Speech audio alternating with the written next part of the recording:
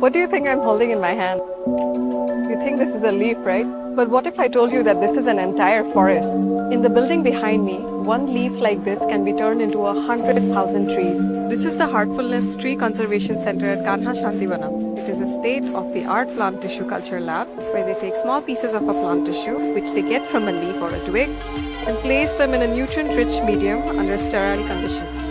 These tissue samples are carefully manipulated to induce their development into whole plants through the process of cell division and differentiation.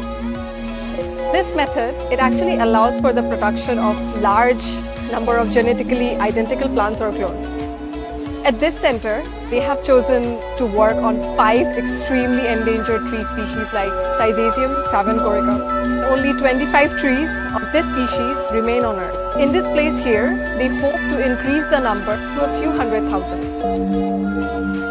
Just goes to show that given the right treatment and care, even a small leaf can become a whole forest.